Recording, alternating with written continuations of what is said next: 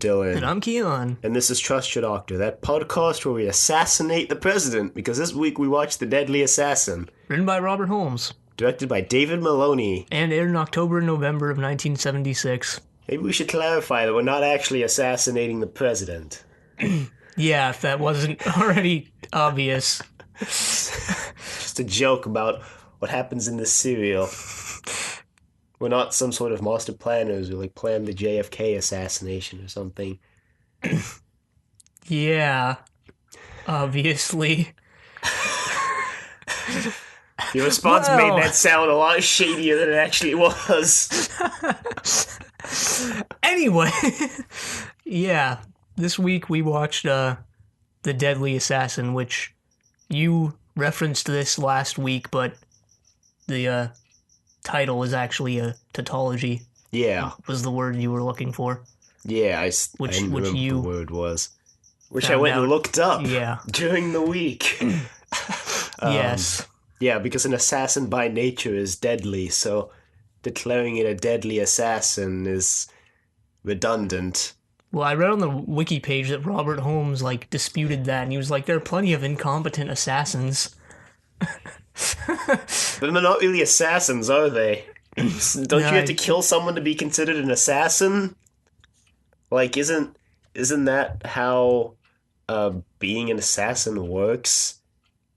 Yeah, I guess. Well, so I guess we'll just jump into the serial, I suppose. It begins with a text crawl. Yeah, like Star Wars style. Yeah, I mean, as soon as this showed up, I was like, this serial is going to have pretty high production values, isn't it? And I was right. Not that Not that they were high, just that they were higher than what the show usually is. Yeah, gotta make that distinction, because, it's already working on practically nothing, so... Yeah, but it's not like a flat crawl like Star Wars was. It was like a rolling crawl. It looked like it was wrapped around like a rolling pin or something. Yeah. And honestly, I don't even remember what... Well, it was narrated by Tom Baker, but I don't even remember what it said. And I don't remember if it even pertained to the serial in any capacity. It did. He was talking about how Time Lords were peaceful and their society is completely whack or something. Completely whack. Yeah, I kind of agree with that. They don't really seem to have their stuff together too well. Yeah. This is the first time we've had a serial entirely set on Gallifrey. We mentioned that last week that it might happen, and it did! So, Also, I think the first time we're seeing Gallifrey since the War Games, and even then it was just kind of the courtroom. Yeah, and even here it's kind of just rooms, so... Well, and the Matrix. Yeah, which is, part rock quarry, part jungle. But yeah, this is also the first serial so far, where as of the time of its airing, with no companion at all. Yeah, no companion surrogate either. No serial-specific character that acts as a companion. The Doctor's just completely on his own. Yep. Tom Baker apparently told Hinchcliffe and Holmes that he could totally handle the show without a companion. I somewhat disagree with that. Well, if there's any one serial that's okay in my books, not having a companion, it's, one set on Gallifrey. Makes more sense. Yeah, opinion. Once he got into meeting all the other characters and interacting with all of them, it was pretty good. But when he was in the TARDIS trying to explain what was happening, it would have been really nice for their companion to be there instead of just having Tom Baker kind of really sketchily talk to himself. Yeah, I guess. And it would help explain what the heck happens, because when you first see the Doctor, he has some sort of vision to the future, but you don't know it's a vision, so you just assume that all of a sudden he's just assassinated the president of Gallifrey somehow. Yeah, until episode 2. Yeah, they don't explain it till way later. Would have been nice if there was a companion there to explain it to. Well, I guess it's actually a nice cliffhanger that you're like, whoa, did the Doctor just assassinate the president? Well, it's a cliffhanger till you get to the end of episode 1 where he does it again. Yeah, well, obviously, that was just a premonition at the beginning.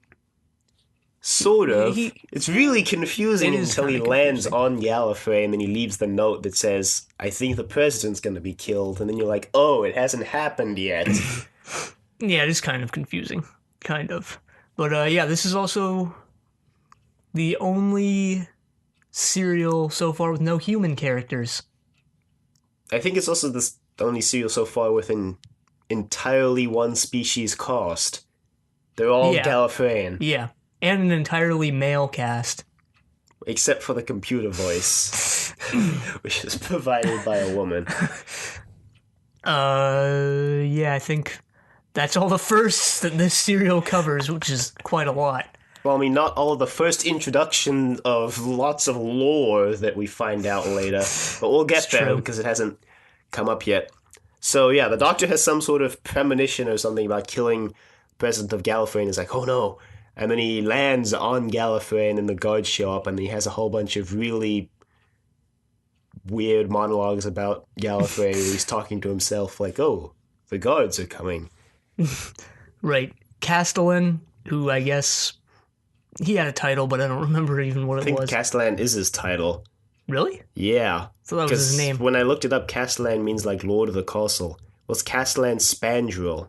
Oh, Spandrel was his that's name. interesting. Well, he's played by Jaeger from For the the mutants, right? Yeah. Yeah. Cool So, accent. yeah, cool accent is about the best thing about his character. I liked his character. No, well, his character was good. His acting was a bit flat, personally. Yeah, he did a better job as Jaeger. Yeah. But yeah, the Castellan has seen the TARDIS land, and he's like, "Whoa, it's an old Type 40. Those are all decommissioned." It's Or like, so he thinks. yeah. So he asks the computer, like, "Hey, how many Type 40s were decommissioned?" She's like, 502. He's like, "How many were made?" 501. He's like, "Oh, okay. Better go investigate this Type 40 that was." Isn't it the other way around? No, he also told me were decommissioned first, pretty Oh, sure. decommissioned. Yeah. 502 were decommissioned and then 501 were commissioned. And then he asks who I don't took know. the one that was gone. I It's would like the doctor. I would think it would be the other way around, but it's really not that important because he goes and investigates the doctor and the TARDIS like he says he's going to. Yeah. And Says some mumbo jumbo about the TARDIS having some specific sort of lock / shield system that requires something to break through it. right, eventually the guards get into the TARDIS and Yeah. the doctor sort of outwits them, I guess. Yeah, he slips out behind them. I think he puts his coat and scarf like over a chair, and it's important to note that he leaves his scarf because it shows up later somehow. Yeah, but he leaves his coat and scarf and the sonic screwdriver and a note that says, "Hey, the president's gonna be killed. I'm gonna try stop the assassin. Bye." Yeah, that's pretty sketchy in itself. Yeah. So the Castellan, I think, gets the message and reads it and is like, "Yeah, the doctor's probably gonna go kill the president, so we best be on our best lookout for the doctor." Right, because meanwhile, a presidential election, I guess, it's not really an election. Yeah, the president's retiring and he's naming his successor. Yeah, guess that's how it works. It just names his successor. It's not But really a president, then, is he? well, I mean, I don't know. Don't they say that the president is kind of just a figurehead, or like imply that later? Yeah, probably. Anyway, yeah, the president is, well, they're holding this ceremony or whatever in a room called the Panopticon. Mm-hmm. Which is a lot smaller than you would think a room called the Panopticon would be. Kind of looks like the Globe Theatre. It's about probably the size of the Globe Theatre at best. Didn't they rebuild the Globe Theater to be an actual like theater instead of just like an outhouse? Sorry, Maybe? I don't know. Not sure. Yeah, But yeah, there's. Go on. Yeah, I was just gonna say the doctor doubles back to the TARDIS once he sees a guard get killed in front of him. Yeah. There's 3 factions attending this ceremony, and I guess a few lesser factions, but there's three main factions that aren't really important, but they have cool names that I forgot. Yeah, they're like chapters of Time Lord Society, I think they're called. Right. And I guess only Time Lords are eligible for the presidency? I guess that's what the implication here is supposed to be. To be honest, they don't really explain the presidency a lot, but they spend a lot of time talking about the other aspects of Time Lord Society. Yeah. It all sounds pretty classist, if you ask me. Yeah, it is. But the Doctor's doubled back to the TARDIS. Apparently the Doctor when he was in the Time Lord Academy, had this teacher named Barusa, who happens to be at the ceremony. I guess he's still alive. But that comes into play in a second. So the Doctor puts his coat and scarf back on, comes out of the TARDIS, and immediately notices a uniform he can use to sneak into the Panopticon, and then takes off the scarf and coat and leaves it on the coat rack. Right. Doesn't he sort of trick another Time Lord out of his his uniform or his ceremonial robe or whatever it's supposed to be? Yeah. Anyway, the guards find the discarded coat and scarf, and the Castellan is like, hey, Doctor could totally just get into the Panopticon now. It's pretty sketchy. And the guards are like, won't you need a pass? And the Spandrel, the Castellan, is like, hey, but no one's going to question whatever the name of that chapter that he stole the uniform from was. I guess because that chapter has a lot of power, so just no one questions them. So the Doctor kind of just waltzes into the Panopticon. He previously was watching the newsreel in the TARDIS and recognized the guy reading the news. Right. It was his former classmate from the Time Lord Academy named Runcible. Yeah, Runcible. Very medieval sounding name. Very medieval acting character. Yeah, actually, I mean, kind of. The Doctor comes in and is like, hey, Runcible, what's up? And Runcible's like, hey, have you had a facelift? The Doctor's like, yeah, several. I guess they just recognize each other after their regenerations. Yeah, I guess it's some sort of secret Time Lord power. Or they're just really good guessers. That's true. Maybe the Doctor was Runcible's only friend. So when the Doctor comes up, it's like, hey, Runcible could guess that it's only the Doctor because it was his only friend in the Time Lord Academy. Maybe. I mean, that's a huge maybe, but yeah, maybe. So, yeah, Runcible doesn't seem exactly thrilled to see the Doctor, nor does he even seem thrilled to be doing his job there. He tries to interview some Time Lords, and they don't want to be interviewed. Yeah, he tries to interview Goth. No, does he? Yeah. I didn't recognize Goth Well, yet. Well, I mean, he doesn't become too prominent until, like, 2. So. Either Goth or Barusa. Well, he probably tries to interview both, and they probably are both just like, Runcible, go away. Yeah, so, I mean, kind of like the news media on this planet. Yeah, except on Gallifrey they use extreme angles to film their newscasters. They're filming from the balcony on the second floor down at Runcible. So whenever he wants to talk to the camera, he has to look awkwardly up at the camera. Maybe it's those newscasters who kill the president. No. Yeah, so the president walks in, I guess, at this point, and the Doctor's like, oh no, it's happening. So he tries to go up to the balcony where he has the premonition of him, well, what you think is him shooting the president. And he does that. Yeah. I mean, he also goes up there because Runcible's like, oh no, my cameraman's not responding to my signals. The Doctor's like, I'll go check it out because that's where the president is shot from. What?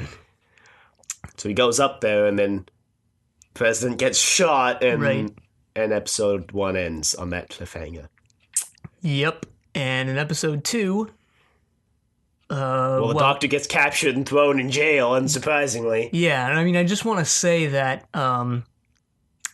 when the president is shot, there's not really much commotion among the Time Lords. And they kind of just seem like they walk over to him and you're like, this is a dead body.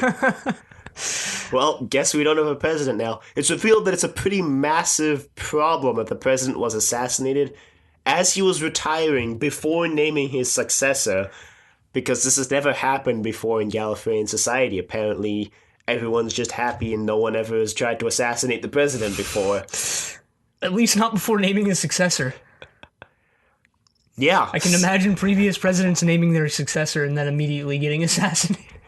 And they're like, well, he named his successor, so, you know. I mean, that doesn't really get the criminal out of the fact that they killed the president. No, it doesn't. Not at all. But yeah, everyone goes into a pretty big commotion despite their nonchalant, walking over to the president's dead body. Right, because no one knew who the president's successor was. Apparently the main front runner was Chancellor Goth, but no one is really sure. So they start putting the Doctor sort of on trial, mainly because when they were torturing him, I guess, he's like, what? Disintegration without representation is a crime. So Spandrel's like, okay, I guess we'll put you on trial. So they put him on trial, and the Doctor exercises a legal loophole in the system and declares himself a nominee for presidency. Right, he invokes Article 17 of the Constitution, which states that any runner in the presidential race must have their, not their case heard, but must be able to present their campaign for the presidency, I guess. So since he's in the running now, he can't be killed. I think it was like they get 48 hours from when they declare the campaigning before they have to present their case before a court or something. Something like that. Which gives him 48 hours because Chancellor Goth was like, we have to have an election within 48 hours of the president dying. That's the Constitution, so... And then he wants to get the Doctor executed before it happens because there's like this whole thing where new presidents usually pardon war criminals of the previous president, and he doesn't want to have to either pardon or kill the Doctor as president because he assumes he's going to win, since I suppose he's the only guy in the running. So when the Doctor kind of ballses up that plan by declaring himself in the running for president, Goth's like, oh gosh. But it's the Constitution, so you gotta follow it, and the Doctor's like, yep, I'm running for president now. Well, he almost just says, no, screw you, I'm not following that, but then Barusa's like, we kind of have to follow the laws, Goth. Then Goth's like, dang it. A politician actually saying that you have to follow the laws, that's pretty surprising. Isn't Barusa not even a politician? Isn't he just the teacher of the Time Lord, or one of the teachers at the Time Lord Academy? Wasn't he a former teacher who became some sort of politician? I don't know. It's not explained at all. Anyway, the Doctor and Spandrel. The Doctor tries to convince Spandrel of his innocence. Spandrel's like, okay, convince me. Doctor's like, look at this gun. See, the sights are all whack. See, I couldn't have even possibly shot the president because the sights are whack. And he tries it out for himself, Spandrel, that is. And he's like, yeah, the sights are pretty whack. So the Doctor's like, hey, the cameraman, maybe he got the assassin, because the Doctor thinks that because the sights were whack, someone pretty close to the president, like down in the bowels of the Panopticon, I guess, shot the president. Right, he thinks that the camera got it on film. Yeah, and just, whoever it was tried to frame the Doctor by, having him up there with the gun or whatever, so. Yeah, with the rifle that's out of whack. So they go up to where the cameraman was, and they look inside. I guess it was the camera, but it looked like a pair of binoculars. Well, Runcible goes up first and looks inside, and then he screams and falls over in terror, and then some dude in a black hood comes by and kind of fiddles with the film, I guess. And then the Doctor and Spandrel and is Egan with them by now? I don't know. Egan was my favorite character in this serial. Why? I don't know. Oh, okay. I liked him better than Spandrel, at least. What? Of the comedy duo of Spandrel and Egan. They weren't even a comedy duo. Yeah, they were. Barely. That scene where they're like, hey, could his mind have been erased from the Matrix? And Egan's like, no, only my key accesses this Matrix, and then you need to be able to turn these knobs. Okay, one scene of comic relief doesn't make them a comedy duo. Cotton and Stubbs spin-off when? Well, anyway, the trio. Oh, I think it's a trio because it's a guard, not Egan yet. The trio goes up and they see the trunkified, whatchamacallit, cameraman. And the doctor's like, this is a trick the master picked up. The camera, yeah. It's clearly just a little plastic doll. Yeah. Not that they could have really done any better with their budget. So, yeah, now it's revealed that the master is behind all of this. Or so the doctor thinks, and yeah, he's right, so. Unsurprisingly. And we've actually seen the master in this serial so far. We neglected to mention it, but there were a few cutaways to a figure in a black robe who's referred to as Master by another figure shrouded in... Yeah. In... darkness. Yeah. But I don't know. He's just referred to as Master, so you don't really know if it's the Master or if he's just calling him Master. Yeah. But yeah, no, it's the Master. He's all crispy now. Okay, we'll get to that in a second. So the Doctor and Spandrel go back to the main, I guess, control room where they store all the bio data of all the Time Lords, I think. Well, yeah, I guess it's the Matrix control room. And the Matrix, yeah, they have a Matrix. This is before the Matrix, the movies. Remember back, like, I think it was the Romans, we joked about this being a crossover with the Matrix, and I guess apparently it actually is. Well, don't the Wachowskis in some interview or whatever actually say they're inspired by Doctor Who or something? Makes sense, since the Matrix here is pretty much... Yeah, it's pretty much exactly the Matrix in the Matrix. But yeah, they go to... This is actually implied to be the only... Well, no, it's actually stated to be the only Matrix control room. So yeah, they go to the main Matrix control room, which apparently doesn't have any staff, and you can just waltz right in. And except Egan. Okay, Egan, but what's he gonna do? I mean, if there's some sort of assailant, is Egan really gonna be able to stop them from messing with the Matrix? No. Yeah, he tries to say something like, no one could possibly have tampered with the Matrix. But obviously the Master has, because the Master's a genius, and whatever Egan says you need to be a genius in to tamper with the Matrix. And, so the Doctor's like, oh yeah, the Master could have totally done it. Yeah, so, the Matrix here, I think we should probably mention, is sort of a collective Time Lord consciousness of past Time Lords, I guess. They say something some sort like of that. Consciousness that they use to store data, I think. Yeah. Including biographies and histories of Time Lords. I think they just store it in a neural interface of some sort. Right, they had those little test tube looking things. Yeah. I guess that...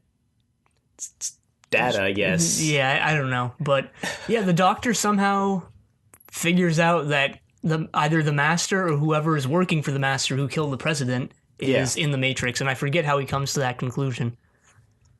I think he comes to that conclusion because the Master's data has been edited or deleted, and Spandrel thinks the Doctor's data has been accessed, but Egan says, no one could have possibly accessed it when he gives that whole spiel about needing the key. So then the Doctor's like, oh, the Master must have done it to edit my data, so I'm going in to see if he's still in there. Yeah, I think that's also how he says the Master implanted that premonition on him. Yeah, because the Matrix is also used to predict crime, so basically it's also Minority Report now. And the Doctor says the Master must have intercepted the premonition that the President was being assassinated and sent it to the Doctor instead of to whomever mans the Matrix, I guess. Egan. Egan, best character. Egan for President. Well, I mean, we don't really know who becomes president at the end of all of this. Yeah, what if the Time Lord Society just disintegrates? I'm fairly certain Spandrel tells the Doctor, like, it's only you and Goth in this race for the presidency. But apparently Kiyan says But he doesn't say that, so... But we do know Goth and I think the Doctor are the front runners, at least. Well, I think Because everybody else is just too small to even care about. Yeah, no, I think they say at the beginning that there are other candidates, but Goth is pretty much a shoo-in. And then the president, the Doctor shows up, and then that's when Spandrel is like, well, you guys are the only ones left. Which doesn't... Maybe everyone else drops out. I don't know. Maybe they're like, oh, shoot, Goth is running, might as well just quit. I mean, I don't know. I mean, I don't know why they think Goth wouldn't run. But I don't even know if it's a race in the sense that, like, you know, the American election is, because the president names his successor. So do they even have campaigns? Or, like, I mean, I guess they can campaign, but can't the It's a 48-hour election. But I guess their campaign is aimed at the president who's retiring instead of, like, the people, because he's the only one responsible for naming his successor. I don't know. I don't think they thought it out too well. Not that they needed to, because it's not the main point of the serial. Yeah. Anymore, at least. Yeah, because now the Doctor goes into the Matrix, and episode 2 ends with the Doctor seemingly dying. Yeah, he goes into the Matrix, and he winds up in where else but a rock quarry. And he walks around for a bit, and he gets his foot caught in a railroad track. Oh yeah, and the train's caught. The hilariously, like, small and tiny train. That would be enough to kill someone if it hit you at full speed, probably. It looks pretty jank. It looked like those mall trains that drive around in the mall. You know? You can, like, pay and ride around on it. You know what I'm talking about? Yes, I do. Okay. The thing is, we do have one, yeah.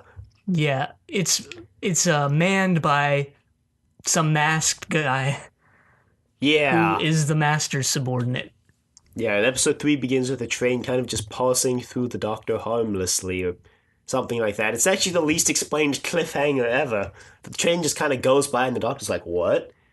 And then he just pulls into episode 3, he just pulls his foot out of the track that it got stuck in. He was like, well, he says something about it all being an illusion. Yeah. And how he needs to deny the reality of the Matrix if he wants to survive or something. Yeah, and apparently the Doctor has a lot of Ultron energy, which lets him control the Matrix or something like that. I thought it was Ultron energy. Doctor Who, Age of Ultron. No, it's Ultron. Okay. Artron. Anyway. Tron. No. So many movies just crossing over with Doctor Who. Anyway, now it just becomes most dangerous game for a whole episode. Doctor's just being hunted by this masked, shadowy hunter guy who's hanging around with a gun looking for the Doctor, and the Doctor runs away, and it's actually the entire episode. See, you didn't like this episode, but I actually liked it a lot.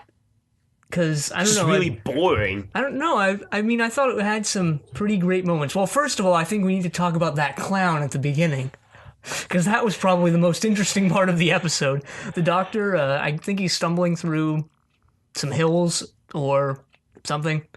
And he wipes some dirt away on the ground for some reason or whatever. And this clown just shows up, laughs, I guess, and disappears. And I don't know, it scared the heck out of me.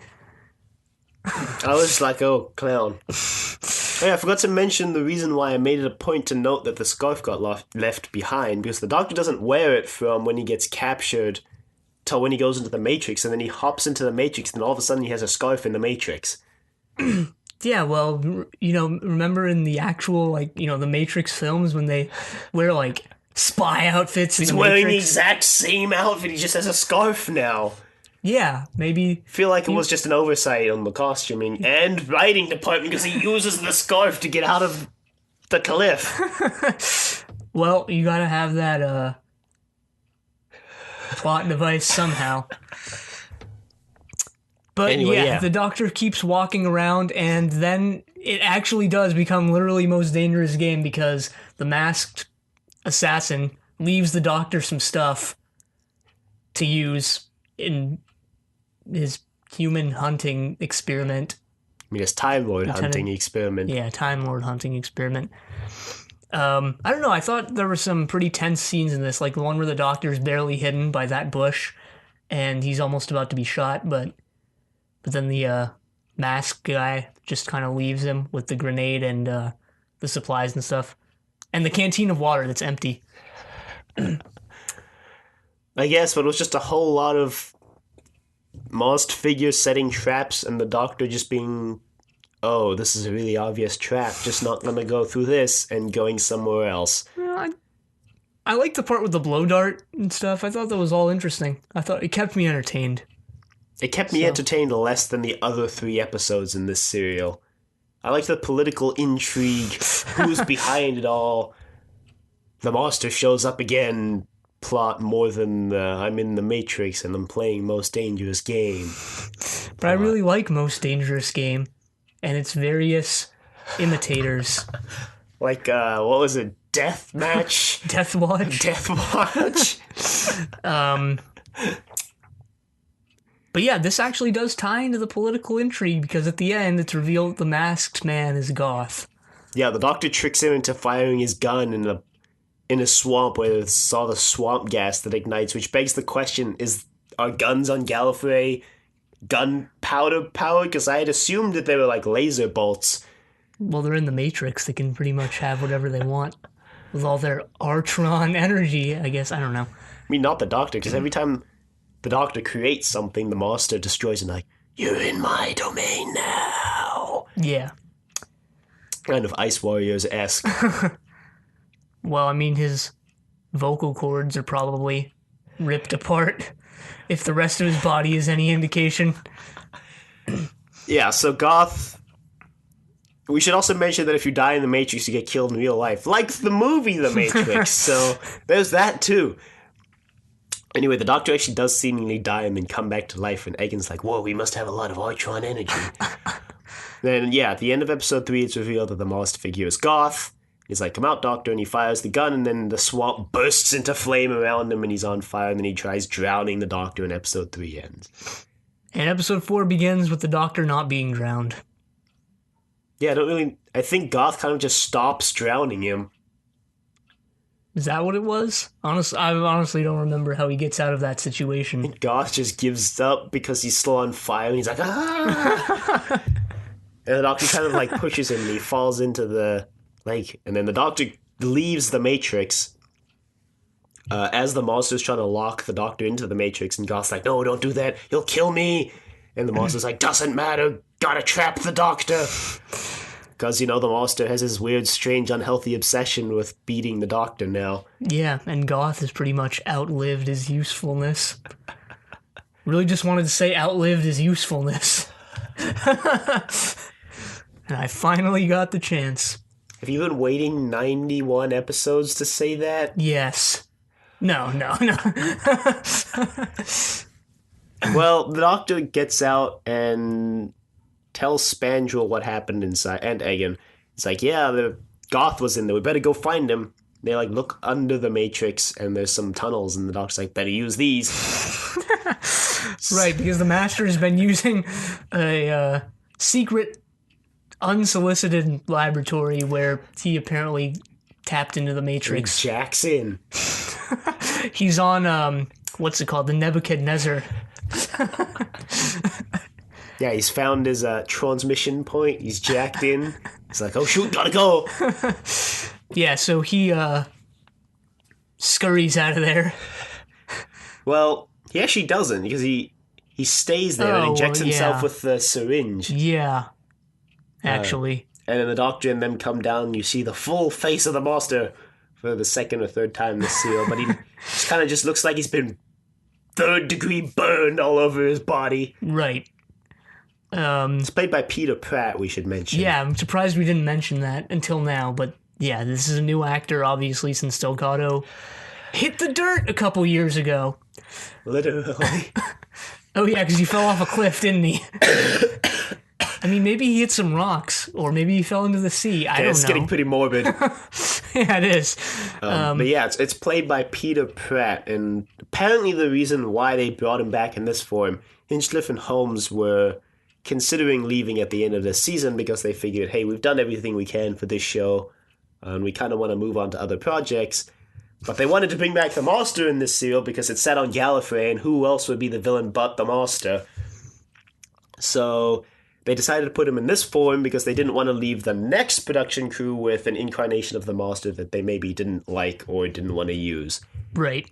So they put him in a transition state. At the end of his regeneration cycle, it's mentioned. Egan mentions it later. Yeah, and that's also kind of where the plot goes. But, right, I guess they didn't want to have later crews stuck with Peter Pratt if they didn't like him. I guess that's how I'm interpreting this. Yeah.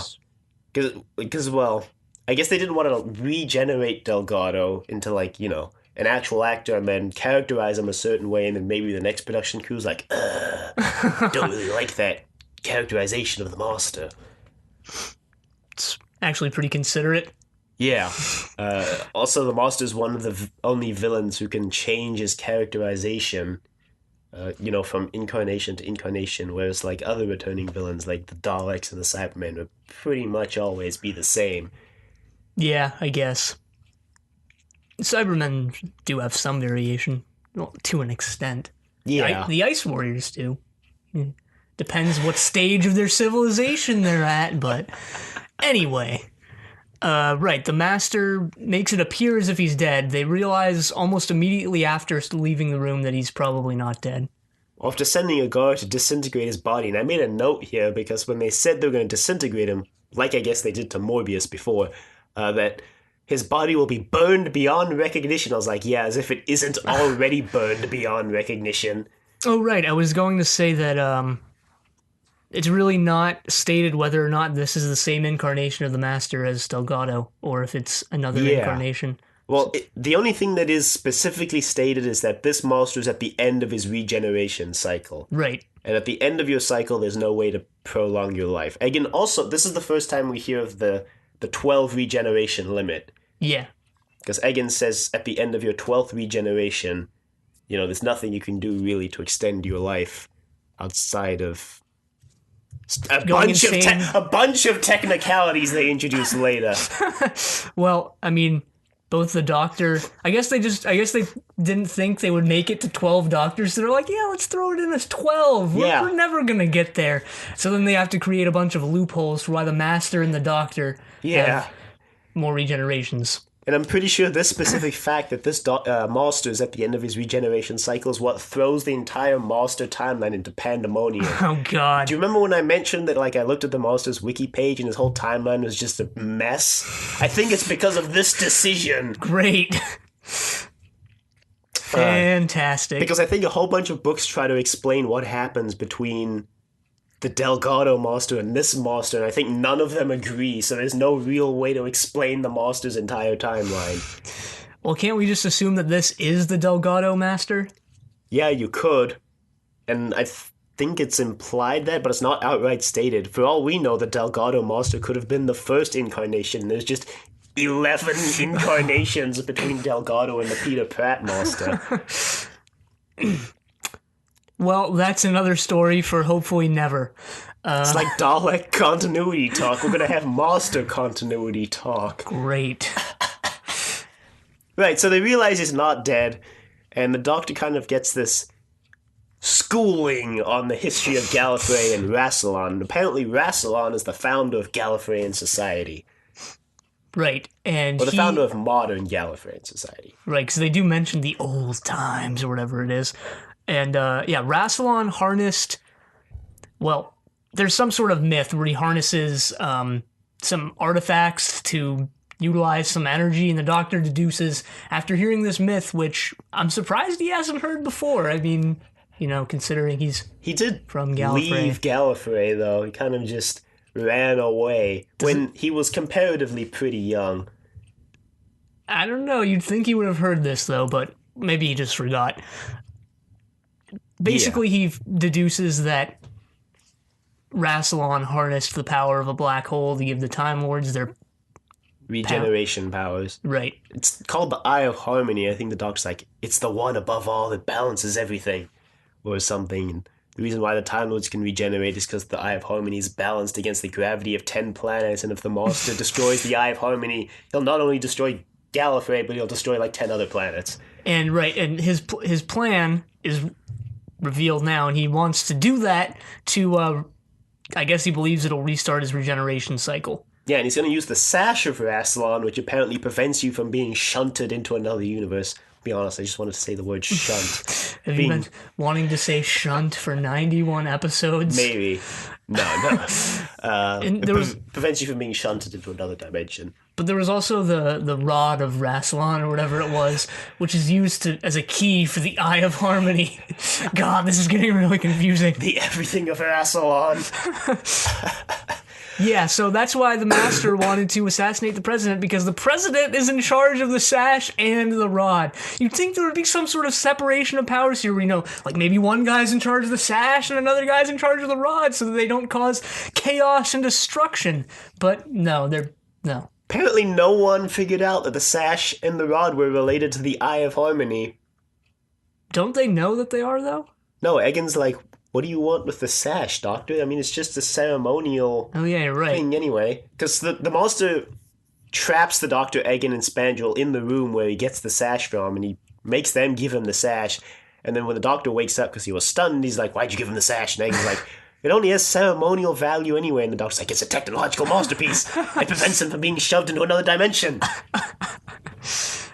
And I don't think... Well, they do know that the Rod is the key to something, but they don't know what it's the key for, because no one believes that Rassilon actually harnessed the Eye of Harmony. Right, I guess they all just believe it's some sort of... not urban myth, but... just some sort of legend. But no, it turns out it's actually real, and the Master's about to blow everything up. Yep. So the Doctor goes in and saves Gallifrey, but at the expense of a sector of the city, I guess, is what it's said to be. Yeah, the Doctor crawls through some shafts and busts in and is like, Master, this ends now. They kind of scuffle for a bit. Master not really putting up much of a fight, because like we said, he's kind of third-degree burn state. And he's almost about to win. Yeah, everything's kind of falling apart. There's a rocket that looks kind of like a Croton head. And eventually the Master kind of falls down a hole, I think. Yeah, Darth Maul style. So he doesn't get cut in half, as far as I know. I think the Doctor's too busy turning off the rocket to destroy the planet to save the Master. And then he asks later, and Spanger's like, if by any miracle the Master survived, then who knows? But the Doctor says his goodbyes to Barusso's, like, you better leave now, because otherwise I'm going to throw you in jail or something. Right, the Doctor, doesn't the Doctor take out a section of the city? I think so. Or maybe the Master does. Something like that. But they blame the Doctor for it, or I don't know, they just tell him to get out, but then Barusso rates him 9 out of 10. We forgot earlier when Barusso wants to twist the story about Goth and the Master. So, apparently Goth was trying to kill the President, right? They tell Barusso, and he's like, no, that'll never do. We can't inspire public revolt, so we better twist the story. The Master came here dying on his last regeneration and killed the President, and Goth died trying to stop him. Spanger's like, you want to make Goth a hero? And he's like, yep, I do. We also forgot the part where Goth dies. Yeah, in the room. Yeah, he tells the Master, he tells the Doctor that the Master had a plan, but he doesn't tell him what it was. Right. He also says that, well, the Doctor asks Goth why he did it, and he's like, well, I just wanted to be president. There's no other way I could have possibly become president if I hadn't sided with the Master. And the Doctor's like, you were a shoo-in for president. You didn't have to do anything. And then he dies. I think it's supposed to be implying that the President had someone else in mind, and Goth maybe knew. Maybe. Like the Master. It's declare the Master the President. Right, so... Yeah, the Master's obviously still alive. Yeah, but the Doctor doesn't actually know that.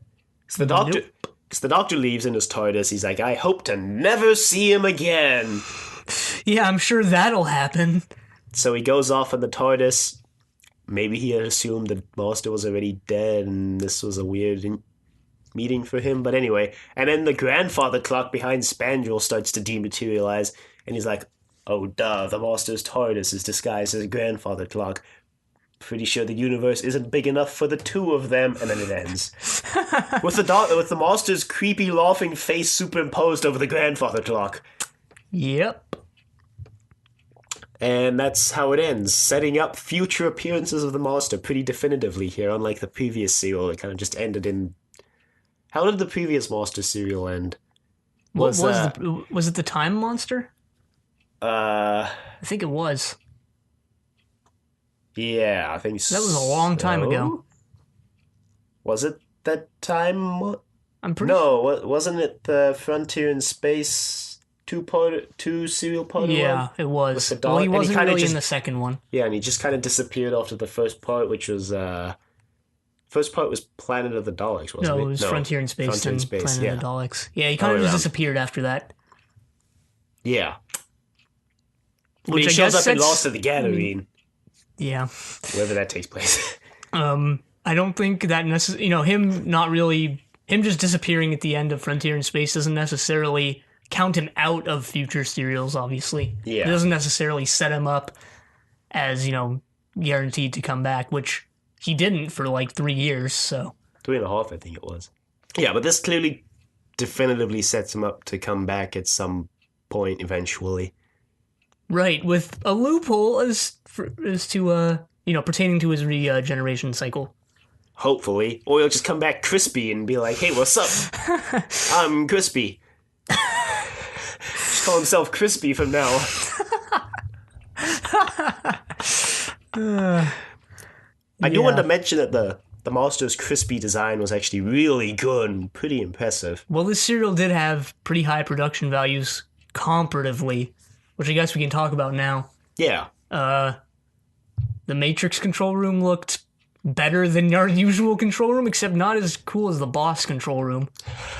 Yeah, the boss control room was pretty awesome. But yeah, pretty good. I think the designer for this seal was Robert Murray Leach, who designed Revenge of the Cybermen, which is why that seal that appeared on all the walls in Revenge of the Cybermen makes a reappearance here. Yeah, I read that, but I didn't notice it. It's not as prominent in this serial, but I think that seal becomes associated with Gallifreyan society from now on, thanks to this serial. So, pretty important serial, I guess. Right. Panopticon was pretty cool looking, which we already mentioned. The rest of the building was kind of just corridors and the usual bric-a-brac. Yeah, costuming was pretty cool. I guess more detailed than what you'd normally see. Pretty sure they wanted to just put more effort into this serial as it was Gallifrey, and they could either use these again or would have to bring these back at some point. Yeah. I mean, they would have to either use these props again, and they're probably thinking Gallifrey's going to show up again at some point, so we might as well put some thought into the design here. I mean, those headdresses are pretty elaborate, if you can even call them headdresses, because I guess they're connected to your neck. Yeah, but yeah, they were pretty elaborate. So there's also some special effects stuff that went on. They imposed the title sequence, or I think the title sequence was used as the going into the Matrix sequence. Yeah, what if the implication is that this entire series takes place in the Matrix? The third Doctor, after regenerating, went into the Matrix. Well, that's an interesting thought. Yeah. So, shoot, what was I going to say? Well, I did like the music in the serial, specifically in episode 3. I thought it added tension to the scenes. Yeah, because it was the most dangerous game episode of Doctor Who. Right, they were using those, I don't know if they were bongo drums, but, maybe it was Unearthly Child, just guy beating on some drums off screen. I don't know. We never actually confirmed if it was just some dude off screen banging, right? That was just a joke we made. Yeah, right? no, that was just, yeah. It'd be really weird if we looked it up and it actually was just some dude off screen playing the bongos. No, but yeah, I also wanted to mention that this serial feels like a season finale to me, Doctor shows up with no new companion. Mm-hmm. It's set on Gallifrey. Mm-hmm. Master comes back. Mm-hmm. And I had another point. No introduction of companion. I said that already. Well, you said he shows up with no companion. Okay, yeah, no introduction of companion. And I don't know. I had another point that Higher made, production values? yeah, higher production values. But Yeah. it's not a season finale, so That was kind of a mid-season episode serial, actually. What I wanted to mention earlier was they mentioned the CIA in this serial when they're talking about the Doctor's exile. I think Egan is like, "Oh yeah, seems to have been erased by the CIA." In Spanish, it was like the CIA, those meddling guys. Is season 6B a thing? Who knows? But yeah, there you go. It's the Deadly Assassin. There's a book I think set immediately post this serial that was actually released this year featuring the Fourth Doctor with no companion. Kind of a weird time since I think he's the only Doctor confirmed on screen to travel without a companion. Oh, okay, I guess I'm accepting some reboot Doctors. But so far he's the only Doctor to travel without a companion, confirmed at least. yep. So yeah. Email us at thedoctordecorativvegetable.com. Questions, comments, concerns, angry rants, love letters, your shoehorned in companion for the Fourth Doctor. Mary Sue yourself in as a companion of the Fourth Doctor. Check us out on iTunes at Trust Your Doctor. Check us out on YouTube at Trust Your Doctor. Leave a rating if you like the show. Tell all your friends and family, I guess. Just put this on at a party. Make it and just listen to us instead of watching a movie or something. Yeah. Check us out on Facebook at Trust Your Doctor. Like us on Facebook. Also check us out on Twitter, TYD Podcast. Follow us on Twitter. And next week, we see if the Doctor gets a companion in the next serial, because we're completely wrong about a new companion this time in, The Face of Evil. But until then, the end.